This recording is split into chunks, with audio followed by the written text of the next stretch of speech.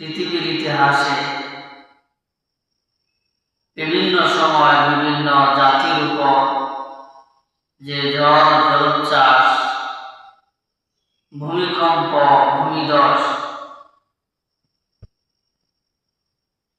অতিবৃষ্টি, অনাবৃষ্টি, মহামারী সহ আকার আকৃতি বিকৃতি সহ যত ধরনের বিপর্যয় সৃষ্টি হয়েছে, তা কি শুধু প্রাকৃতিক দুর্যোগ বা সৃষ্টির স্বভাবজাত ধারণা অনুযায়ী এমনি এমনি সৃষ্টি হয়েছে, নাকি এর পিছনে কোনো কারণ ছিল, যে কারণে কুদরতে ইলাহির ইশারায় এ সমস্ত বিপর্যয় বিভিন্ন সময় বিভিন্ন জাতির উপর সংঘটিত হয়েছে?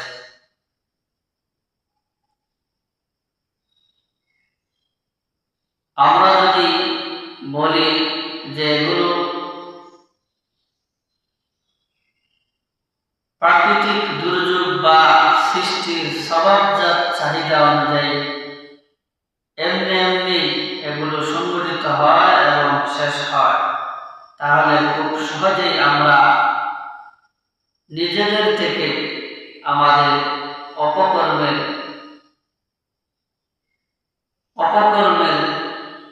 দায় থেকে মুক্তি পেতে পারব এবং এর মাধ্যমে আল্লাহ কুদরতকে খুব সহজে অস্বীকার করা যায়। এ কারণে বিভিন্ন সময় বিভিন্ন শ্রেণীর লোক যখনই জাতীয় পর্যায়ের কোনো বিপর্যয় দেখা যায়, তখন তারা বলে ওঠে যে এটা প্রাকৃতিক দুর্যোগ। এই প্রাকৃতিক দুর্যোগ মোকাবেলায় আমরা সম্পূর্ণভাবে সক্ষম, কিংবা তারা বলে যে প্রাকৃতিক দুর্যোগকে আমরা আমাদের সব শক্তি দিয়ে মোকাবেলা করব। ঈমান বিধ্বংসী নাস্তিক্যবাদী একটি কথা।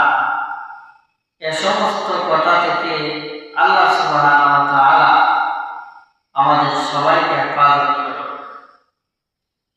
প্রিয় হাজির, পৃথিবীতে মানুষের উপর বালা মুসিবত, বিপদ আপদ এগুলো আসে সাধারণত দুটি কারণে। এক নম্বর কারণ, অনেক সময় আল্লাহর প্রিয় বান্দাদেরকে আল্লাহ সুবহানাহু ওয়া তাআলা পরীক্ষা করার জন্য, তাদের মর্যাদা বৃদ্ধি করার জন্য অনেক বালা মুসিবত, বিপদ আপদ দিয়ে থাকেন। যেমন নবী রাসূলগণ এই দুনিয়াতে সবচেয়ে বেশি বালা মুসিবত, বিপদ আপদের সম্মুখীন হয়েছে। এর কারণ একটাই, কেবলমাত্র আল্লাহর পক্ষ থেকে তার প্রিয় বান্দাদেরকে পরীক্ষা করা। নবী রাসূলগণ আল্লাহর এই পরীক্ষায় তারা শতবার পাস করেছেন, যার ফলে আল্লাহ সুবহানাহু ওয়া তাআলা তাদের মর্যাদা বৃদ্ধি করে দিয়েছে। তো আল্লাহর প্রিয় বান্দাদের মর্যাদা বৃদ্ধির জন্য, তাদেরকে পরীক্ষা করার জন্য অনেক সময় বালা মুসিবত, বিপদ আপদ দিয়ে থাকেন। সূরা বাকারা 155 নম্বর আয়াতে আল্লাহ সুবহানাহু ওয়া তাআলা ইরশাদ করেন, وَلَنَبْلُوَنَّكُمْ بِشَيْءٍ مِّنَ الْخَوْفِ وَالْجُوعِ وَنَقْصٍ مِّنَ الْأَمْوَالِ وَالْأَنفُسِ وَالثَّمَرَاتِ وَبَشِّرِ الصَّابِرِينَ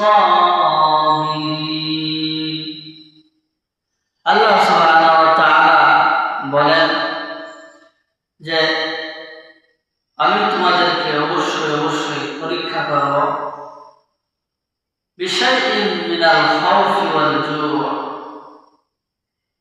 কিছু ভয়, ক্ষুধা,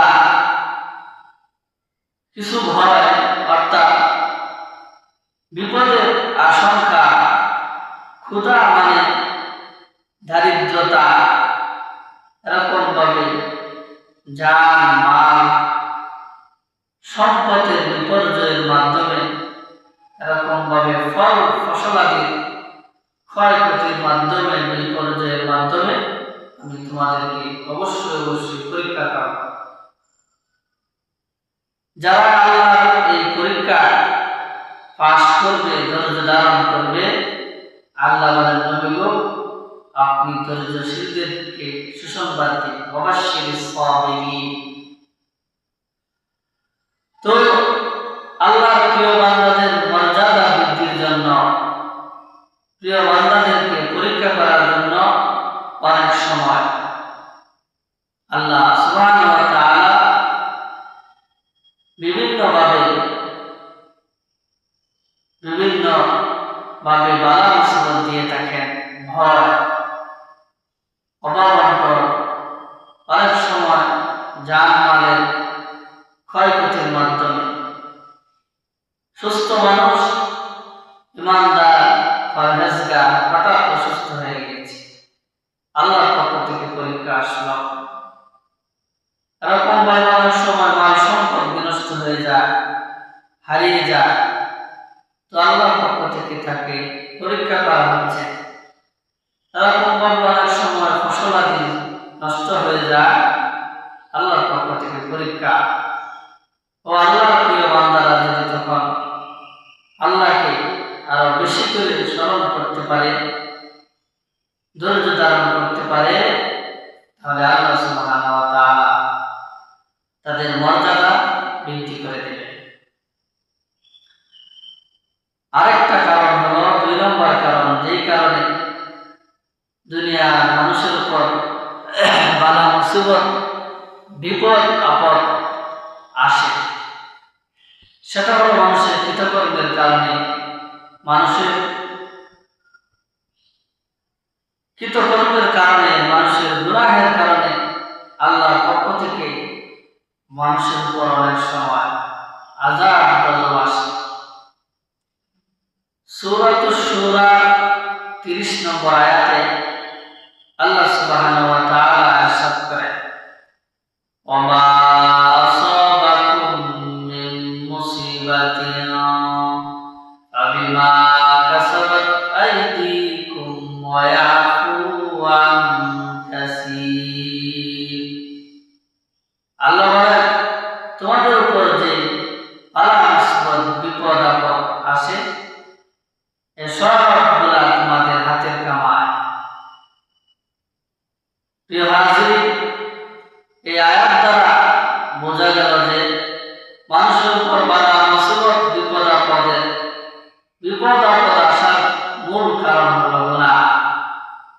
গুনাহের কারণে, মানুষের কৃতকর্মের কারণে আল্লাহর পক্ষ থেকে মানুষের উপর বালা মুসিবত, বিপদ আপদ আসে। হাসান বসরি রাহিমাহুল্লাহ তিনি বলেন, এই আয়াত যখন নাযিল হলো তখন আল্লাহর হাবিব সাল্লাল্লাহু আলাইহি ওয়াসাল্লাম ইরশাদ করলেন, আল্লাহর কসম, যার হাতে আমার প্রাণ,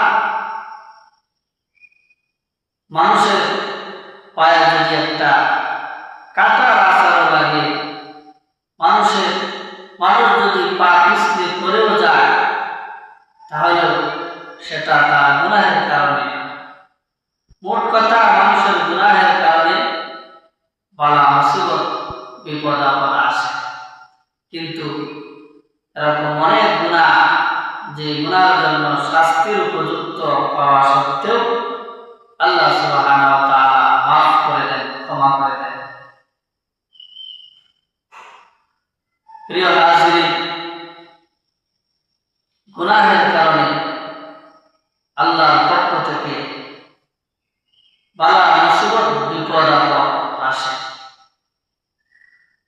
সূরা হুদের মধ্যে এরকম ভাবে 7 জন নবীর উম্মতের কাহিনী বর্ণনা করা হয়েছে।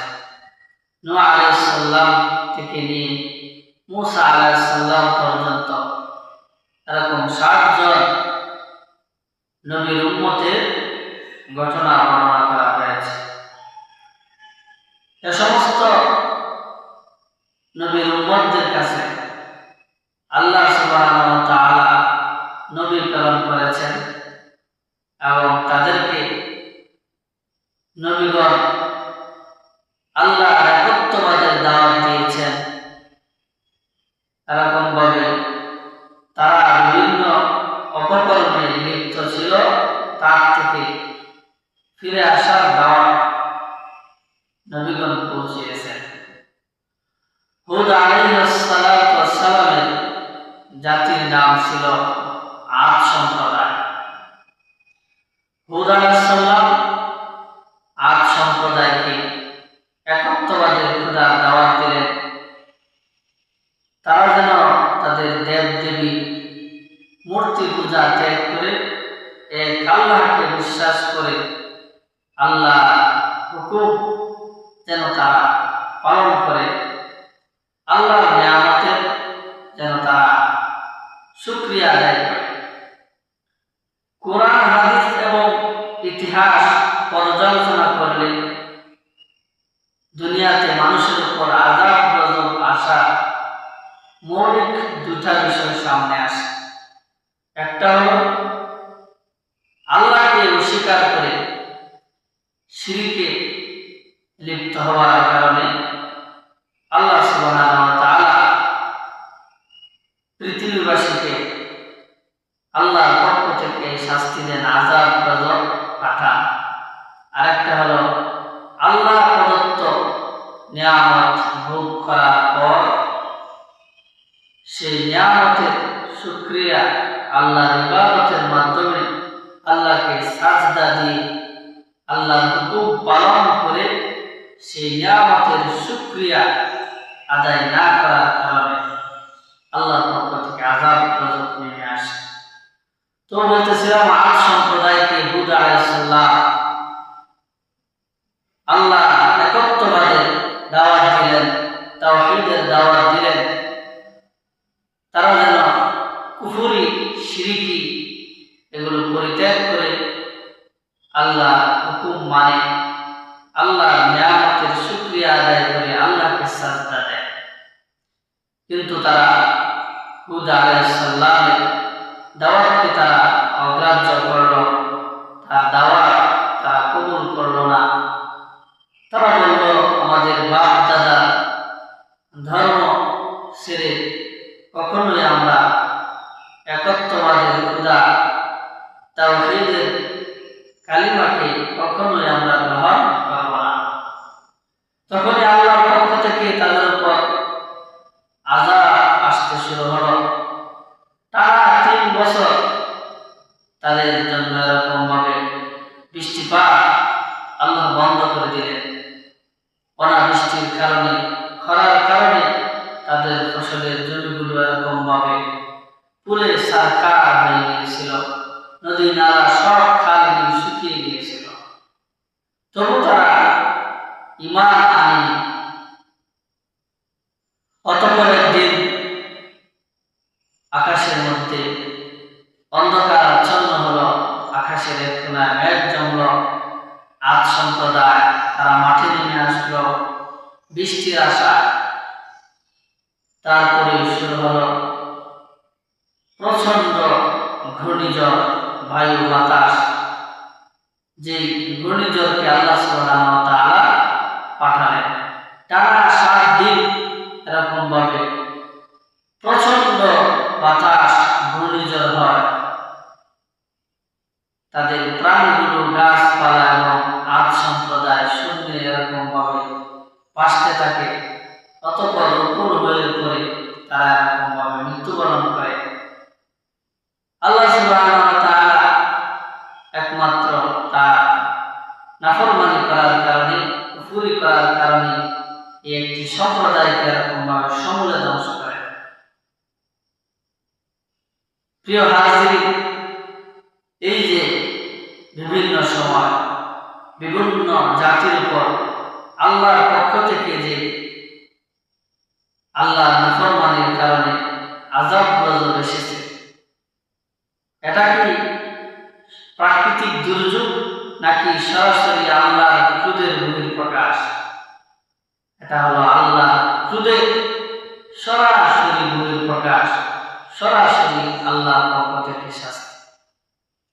অতএব দুনিয়ার মানুষের নাফরমানির কারণে আল্লাহর পক্ষ থেকে আযাব গজব আসবে, সেটাকে প্রাকৃতিক দুর্যোগ বলে যারা উড়িয়ে দেয় কিংবা এটা বলতে চায় যে আমরা তো আল্লাহর নাফরমান বান্দা নয়, আমরা ভালো মানুষ, এগুলো প্রাকৃতিক দুর্যোগ, আপনা আপনি শুরু হয়েছে আবার আপনা আপনি শেষ হয়ে যাবে। এগুলো ঈমান বিধ্বংসী নাস্তিক্যবাদী কথা। আল্লাহ সুবহানাহু ওয়া তাআলা আমাদের সবাইকে হেফাজত করুন। কোরআনে এরকম অসংখ্য ঘটনা রয়েছে। সাবা সম্প্রদায়, সূরাতুস সাবা, ওই সম্প্রদায়ের নামে একটি সূরাও রয়েছে। তাদেরকে আল্লাহ সুবহানাহু ওয়া তাআলা অসংখ্য অগণিত নিয়ামত দান করেছিলেন। ইয়ামিনের সানা শহরের নিকটবর্তী একটা শহর, যে শহরের মধ্যে তারা বসবাস করত, সাবা সম্প্রদায়, তাদেরকে আল্লাহ সুবহানাহু ওয়া তাআলা অসংখ্য অগণিত এরকম ভাবে ফলের বাগান দান করেছিলেন। তাদেরকে একটা পরিচ্ছন্ন ভূমি দান করেছিলেন। অসংখ্য অগণিত আল্লাহর নিয়ামত ভোগ করার পরেও তারা আল্লাহ নাফরমানি করল, আল্লাহর সাথে শিরক করল, কুফর করল, যার ফলে তাদের সেই সুস্বাদু বাগানকে এরকম ভাবে আল্লাহ সুবহানাহু ওয়া তাআলা কোরআনে কারিমে এসেছে ভাগ ভাঙ্গা, বন্যা প্লাবিত করে তাদের সেই বাগানগুলাকে ধ্বংস করে দিল। যে বাগানগুলাতে সুস্বাদু ফল আসত, সেই বাগানগুলাতে পরবর্তীতে বিশাল ফলের বাগানে পরিণত হয়ে গেল। তো আল্লাহর নাফরমানির কারণে, আল্লাহকে অস্বীকার করে শিরকে লিপ্ত হওয়ার কারণে, আল্লাহর নিয়ামতকে অস্বীকার করার কারণে বিভিন্ন সময় বিভিন্ন জাতির উপর আল্লাহর পক্ষ থেকে যে আযাব গজব এসেছে, সেটা কোনো প্রাকৃতিক দুর্যোগ নয়, সেটা সরাসরি আল্লাহর ক্রোধের বহিঃপ্রকাশ, সরাসরি আল্লাহর আযাব। আল্লাহ সুবহানাহু